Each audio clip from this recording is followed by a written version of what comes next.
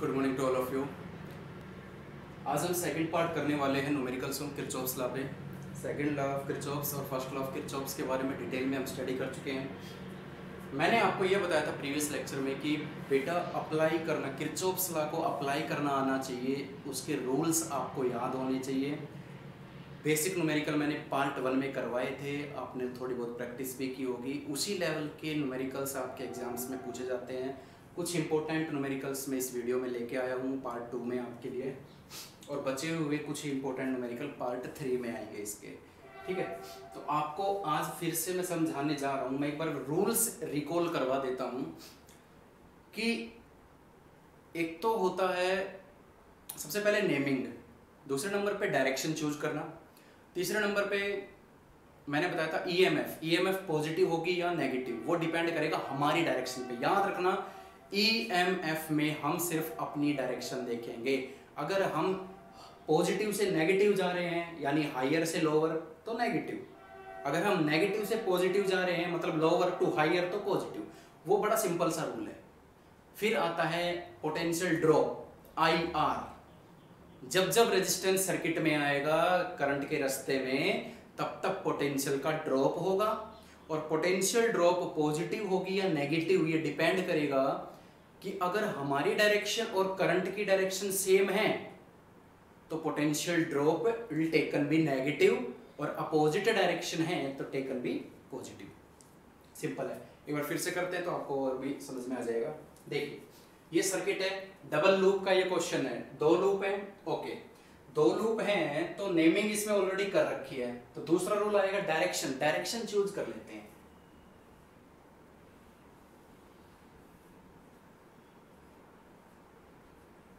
ठीक है, मैंने आपको कल भी बताया था कि मुझे इस क्लॉकवाइज में ज्यादा कंफर्ट फील होता है। आप अगर कहोगे एंटी क्लॉकवाइज में करवाओ, क्लॉक में करवाओ, या एक क्लॉक एक एंटी में करवाओ, तो चलिए मैं आज कुछ अलग लेता हूँ, नहीं वरना आप कहोगे कि सर तो एक में करवा देते हैं।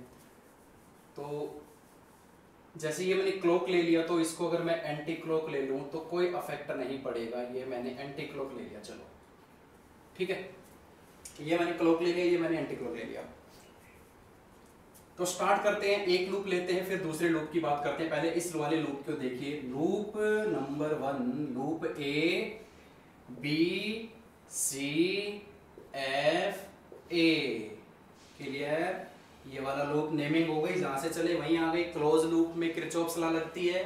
चलिए, क्या होगा कि जब यहां से ए से बी गए तो रास्ते में कोई नहीं, बी से सी गए तो एक ईएमएफ मिली। अब देखिए, पॉजिटिव का मतलब होता है हाइयर, नेगेटिव का मतलब होता है लोअर। हाइयर से लोअर हमारी डायरेक्शन जा रही है तो ये हो जाएगा -6। फिर ऐसे जाके ऐसे आना है रास्ते में। अच्छा, सबसे इंपॉर्टेंट बात, करंट तो रिप्रेजेंट किया ही नहीं, तो करंट रिप्रेजेंट कीजिए। देखिए यहाँ पे 2 सेल है, 6 वोल्ट 9 वोल्ट। तो मैंने आपको पहले ही बता दिया था 9 वोल्ट बड़ी बैटरी को ज्यादा प्रीफर करेंगे। यहाँ से मान लीजिए आई करंट गया, यहाँ गया आई, यहाँ जंक्शन आया तो आई का I1 पार्ट तो सीधा चला गया, या कह लो I में से I1 तो नीचे चला गया और I2 सीधा चला गया। I आया, सबसे इंपॉर्टेंट बात बता रहा हूं, I करंट आगे से आया, जैसे ही जंक्शन पे 2 पाथ हुए तो I का एक हिस्सा तो I1 बनकर नीचे चला गया और एक हिस्सा I2 सीधा चला गया। आप इसको I1 मानो या इसको I2, कोई फर्क नहीं पड़ेगा। यहां से I2 आ रहा है, I2 आ रहा है, I2 आ रहा है, यहाँ से I1 आ रहा है। तो यहाँ से देखो इस सर्किट में कितना करंट जा रहा था I, तो वापस भी कितना आएगा I। ये बात याद रखना, जितना करंट निकलता है उतना ही वापस आता है। चलिए अब करते हैं, 6 का काम खत्म हो गया था। नीचे जैसे ही मैं मुड़ा, तो जैसे ही मैं नीचे मुड़ा I1 करंट 1 ओम में से गुजर रहा है और हमारी डायरेक्शन और करंट की डायरेक्शन सेम है, तो पोटेंशियल ड्रॉप का फॉर्मूला क्या होता है, I इंटू आर। ये क्या हो जाएगा, सेम डायरेक्शन में नेगेटिव। फिर हम वापस आए एफ से ए की तरफ, तो I2 करंट 3 ओम में से। अब हमारी डायरेक्शन और करंट की डायरेक्शन अपोजिट है, तो ये क्या हो जाएगा 3I2 are is equal to 0। बड़ा इंपॉर्टेंट है, इसको मॉडिफाई कर सकते हो आप। I1 उधर चला जाएगा -3I2 इज इक्वल टू -6। ठीक है, अब हम सेकंड लूप की बात करते हैं। मैं सेकंड लूप उधर करवा देता हूं। ये देखिए loop second, C D E F C, C D E F C, ये मैंने लूप लिया। अब देखिए जरा, यहां से मैं चला तो 2 ओम में से आई करंट, और मेरी डायरेक्शन ऐसे है और करंट की डायरेक्शन भी ऐसे है, तो ये क्या हो जाएगा, माइनस पोटेंशियल ड्रॉप होगा -2i। आगे चलो 9 वोल्ट, ये हायर है ये लोअर है, हमारी डायरेक्शन है ऊपर की तरफ, लोअर टू हायर, तो ये क्या हो जाएगा +9 वोल्ट। क्लियर। फिर आई इस तरफ है तो 3 ओम रेजिस्टेंस और आई करंट, यानी पोटेंशियल ड्रॉप हो जाएगी 3i। पॉजिटिव नेगेटिव देखो, ये करंट की डायरेक्शन और ये हमारी डायरेक्शन सेम है तो नेगेटिव।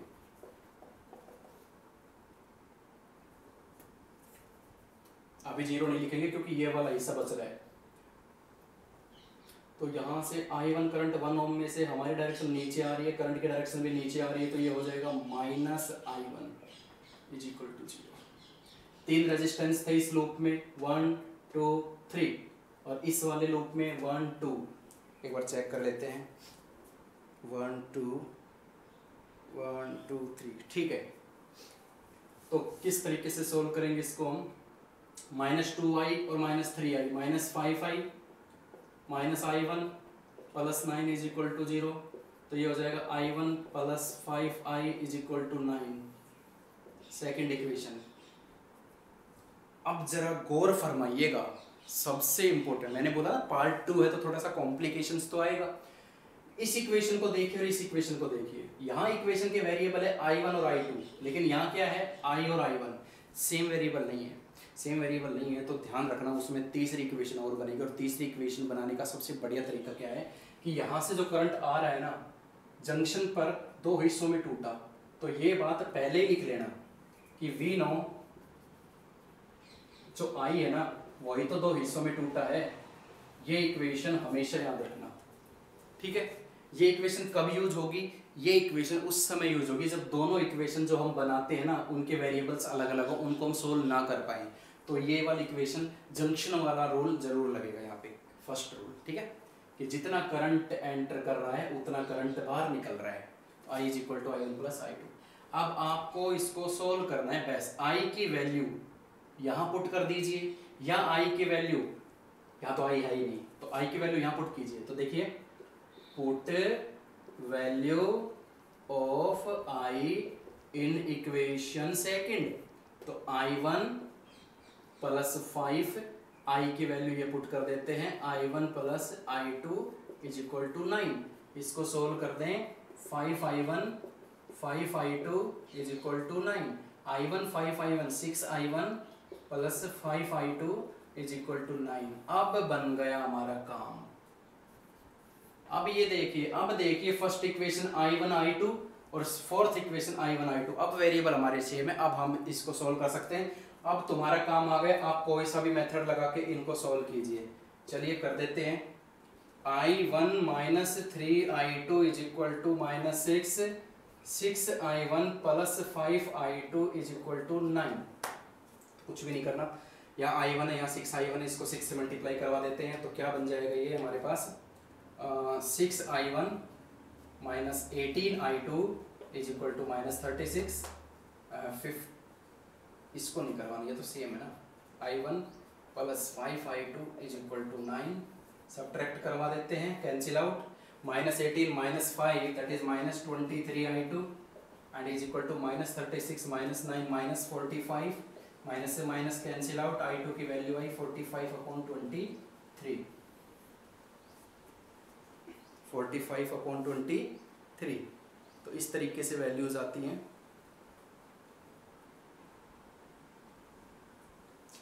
ठीक है, I2 आ गया, तो I2 आ गया, तो I2 की वैल्यू यहाँ पुट करो या वहां पुट करो, एज योर चॉइस। हमें तो I1 चाहिए, ठीक है ना, I1 निकाल दीजिए। तो इसको कर लेते हैं सोल्व। मैंने पहले ही बोला था, देखो बच्चों, अगर किरचॉफ्स लॉ अप्लाई करनी आ गई ना, वही सफिशिएंट, उसके बाद तो मैथ भरा पड़ा है इसमें, सिंपल मैथ यूज करना है और आपको इसको सोल्व कर देना है बस।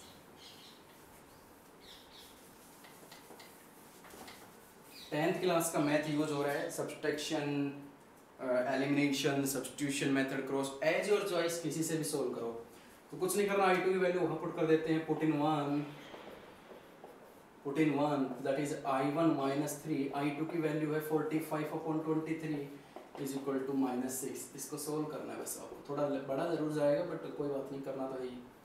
35 से कितना बन जाएगा ये, 135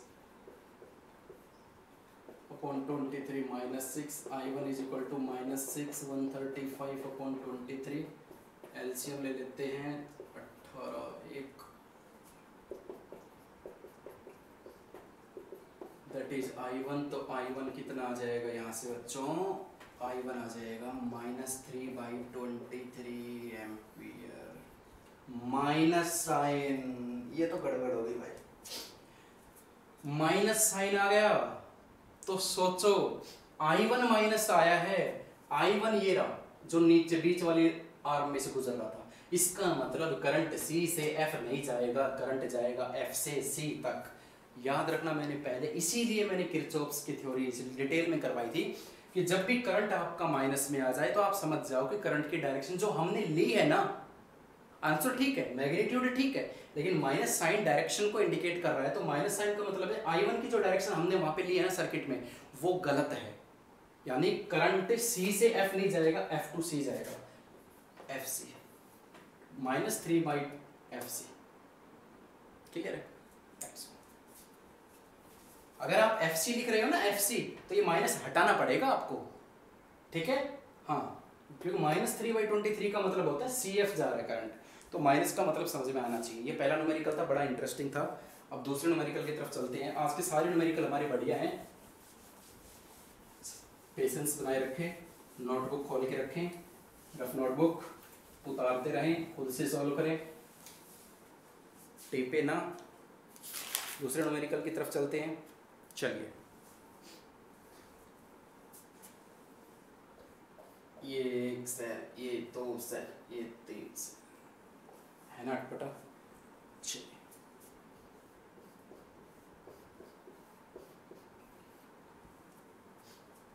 तो सेल ही सेल जोड़ दी इसने इस तरीके से, और एक ओम,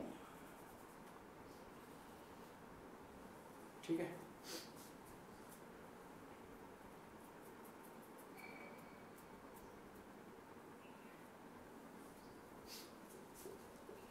to volt 2 volt 2 volt 2 volt 2 1 ohm 1 ohm 1 ohm, ये गिवन है। आपको फाइंड आउट करना है current in each resistor, current find out करना है, तो करंट निकालना है। तो चलिए करते हैं, नेमिंग देते हैं पहले, A B C D E F G H।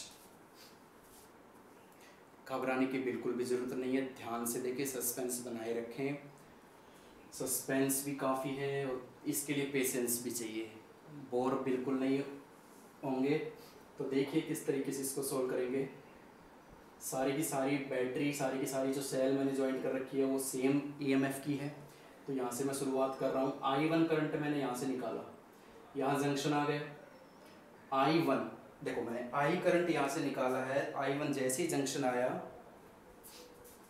तो इस वाले हिस्से में I1 चला गया, तो सामने क्या इतना I2 जा रहा है, यहाँ I2 है, तो यहाँ फिर से जंक्शन आया, तो I2 में से I3 नीचे आ गया और I4 आगे चला गया, यहाँ से I4 जा रहा है, यहाँ से I4 जा रहा है, यहाँ से कितना जा रहा है, कितना करंट एंटर करा था I2, तो यहाँ से भी I2 जाएगा, यहाँ से कितना करंट एंटर करा था I1, तो यहाँ भी कितना आएगा I2।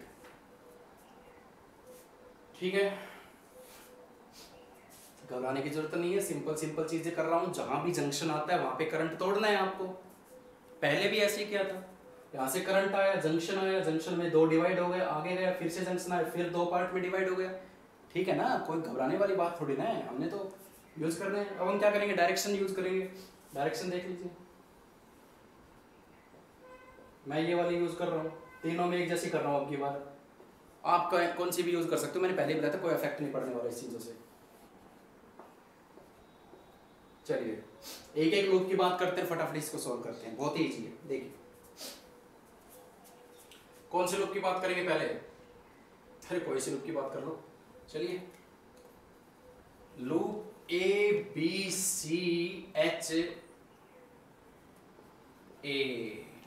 ABCHA, चलिए करते हैं। हाँ भाई, okay okay okay okay okay okay, यहां सेल आ गई, पॉजिटिव नेगेटिव, हमारी डायरेक्शन ऐसे जाके ऐसे जा रही है, ऐसे जाके ऐसे मुड़ रही है, नेगेटिव टू पॉजिटिव यानी +2। फिर ऐसे I3 करंट 1 ओम रेजिस्टेंस में से, करंट नीचे आ रहा है, हमारी डायरेक्शन ऊपर जा रही है, इसका मतलब ये भी पॉजिटिव हो जाएगा। फिर ऐसे सेल आ गई 2 वोल्ट, हमारी डायरेक्शन पॉजिटिव से नेगेटिव जा रही है, मतलब -2 इज इक्वल टू 0। 2 से 2 कैंसिल, I3 कितना आया? 0। I3 करंट कितना आ गया? 0। चलिए अगला लूप देखते हैं, ये वाला लूप देखते हैं। लूप CDGHC, सेकंड वाला लूप। यहां से देखो, यहां से CD, चलो यहां से चलते हैं, C से D गए 12 ओम रेजिस्टर, हमारी डायरेक्शन कैसी है? ऐसे जाके ऐसे जा रही है, नेगेटिव से पॉजिटिव की तरफ, तो ये तो +2 हो गया। फिर ऐसे जाके ऐसे I1 करंट 1 ओम रेजिस्टेंस में से गुजर रहा है, करंट की डायरेक्शन नीचे है, हमारी डायरेक्शन ऊपर है, तो ये प्लस हो जाएगा। फिर ऐसे G से H 2 ओम रेजिस्टर EMF है हमारी, और हमारी डायरेक्शन है बेटा ऐसे पॉजिटिव से नेगेटिव, तो ये -2 इज इक्वल टू 0। और कुछ बचा यहाँ पे, ये देख लीजिए पहले।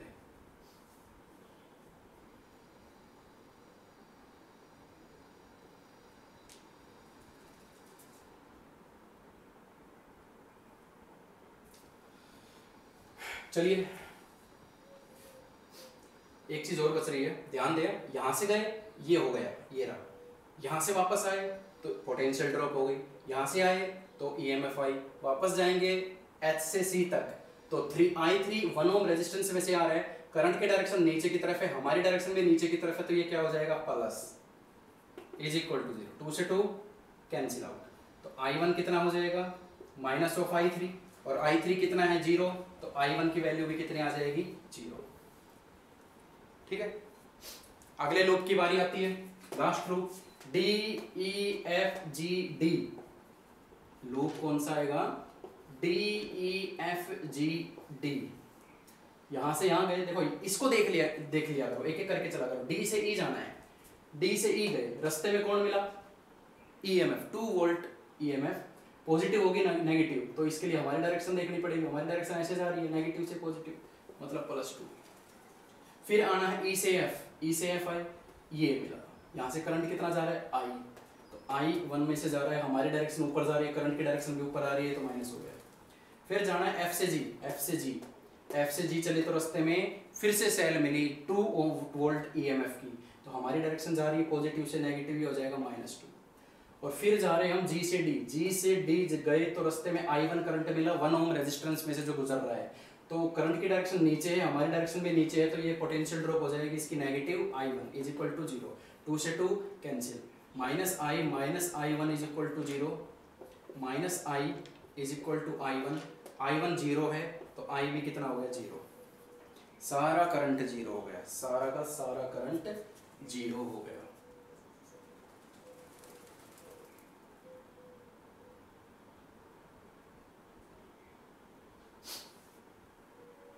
ठीक है, I3 1 ओम रेजिस्टेंस में से I3 0, 1 ओम रेजिस्टेंस में से I1 0, और 1 ओम रेजिस्टेंस में से I 0, तीनों रेजिस्टेंस में से करंट कितना फ्लो कर रहा है? 0 करंट फ्लो कर रहा है।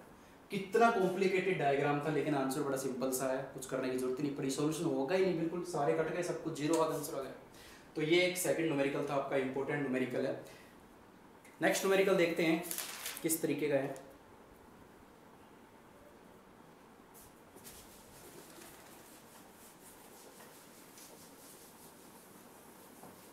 मैं फिर से कह रहा हूँ, इनको नोटबुक में उतारते रहिए, खुद से करके देखिए, अलग अलग डायरेक्शन यूज करते हुए आंसर सेम आएगा या नहीं। मैं कहता हूँ आंसर बिल्कुल सेम आएगा, आप चेक कर सकते हो, इसी से प्रैक्टिस भी हो जाएगी आपकी।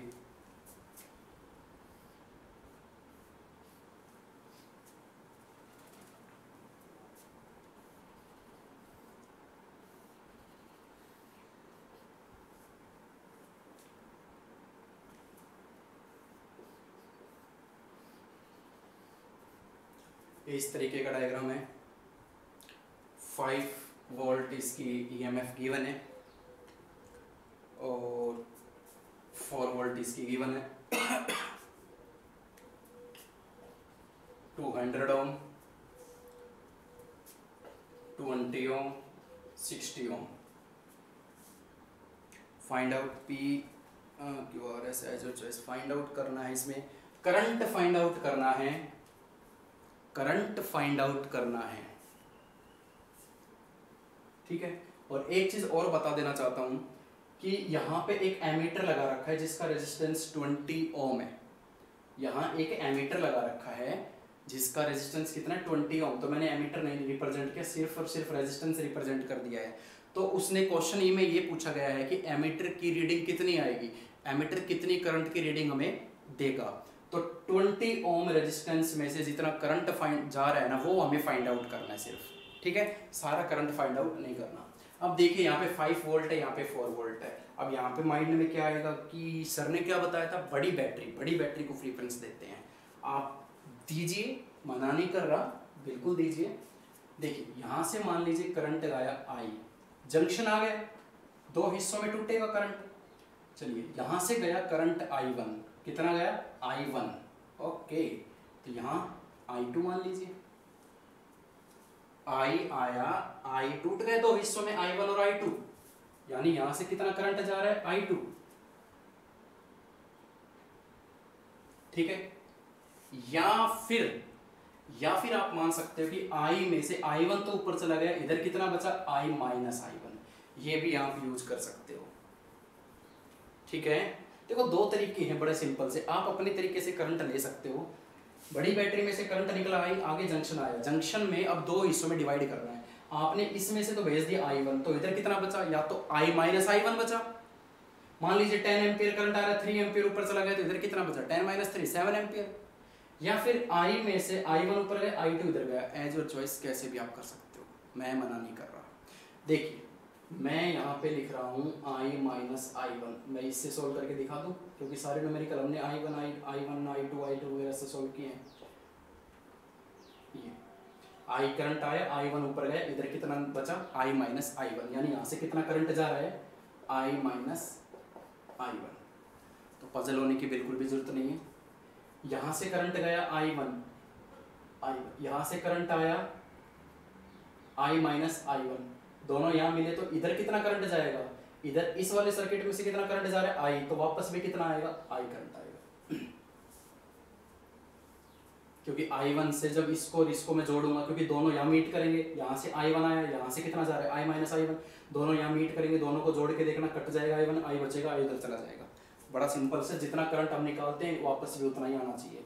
तो ये हो गए हमारे 2 लूप हैं, साफ तौर पे नजर आ रहे 2 लूप हैं। सबसे पहले नेमिंग, उसके बाद डायरेक्शन, उसके बाद फटाफट इसमें रूल्स लगाइए, A B C D। चलिए ध्यान से देखिएगा, ये मैंने डायरेक्शन ले ली, आप कोई सी भी ले सकते हो। मैं फिर से वही बात बोलना चाह रहा हूँ यहाँ पे कि आप कोई सी भी डायरेक्शन यूज कर सकते हो, सारों का आंसर सेम आएगा, घबराने वाली बिल्कुल बात नहीं है। तो देखिए किस तरीके से करेंगे हम। पहला वाला वो लूप ले रहे हैं, loop number 1, that is A B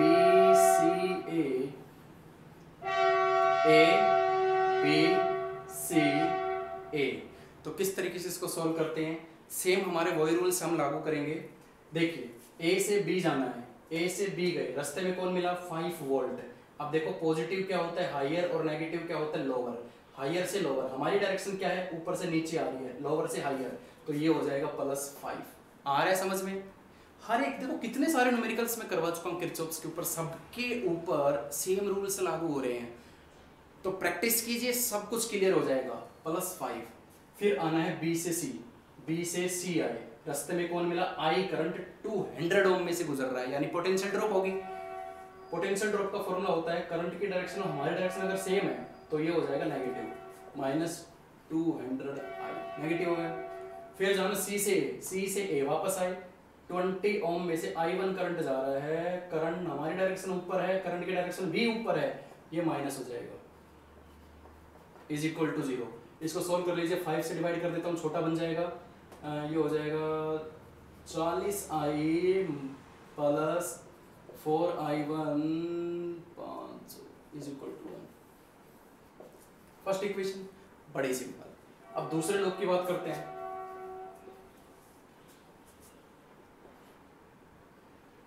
चलिए दूसरे लोग की बात करते हैं। A D C A, A D C ए से डी, ए से डी गया तो ये मिला 4 वोल्ट। 4 वोल्ट मतलब हमारी डायरेक्शन ये जा रही है, उधर से उधर पॉजिटिव से नेगेटिव, ये हो जाएगा -4।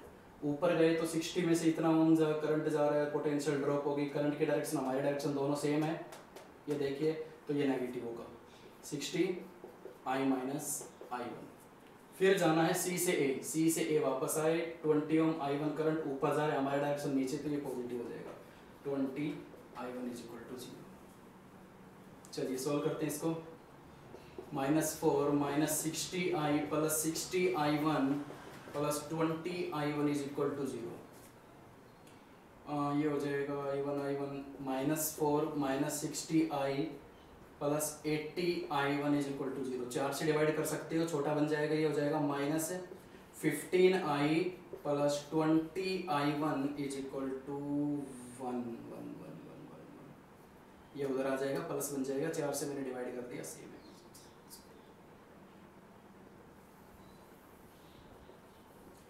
i1 वेरिएबल सेम है, तीसरी इक्वेशन का यूज नहीं होगा, सीधा सोल्व करना है, आंसर आ जाएगा।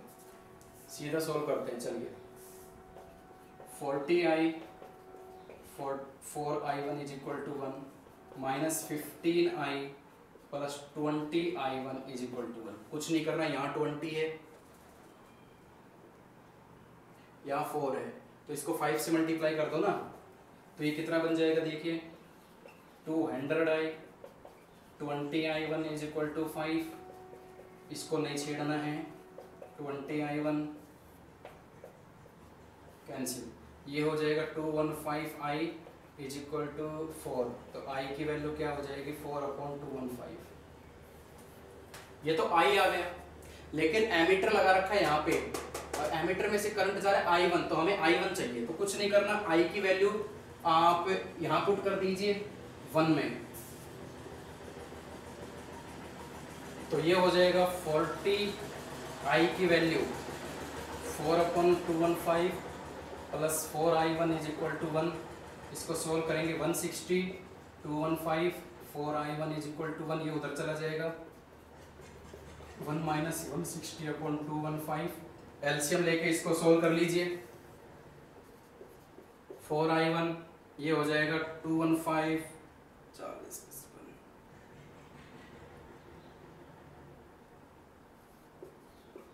55/215। तो i1 कितना आ जाएगा, 55/215, 4 अपॉन में आ जाएगा, ठीक है। इसको सोल्व कर लीजिए, 5 से आप इसको डिवाइड भी कर सकते हो, ये देखिए 11/543 इंटू 4 दैट इज 11/172 एम्पियर। इसको पॉइंट में बनाना है तो बना लीजिए, 0 पॉइंट समथिंग आ जाएगा, ये आपका 0.064, ये आ जाएगा 0.064 एम्पियर।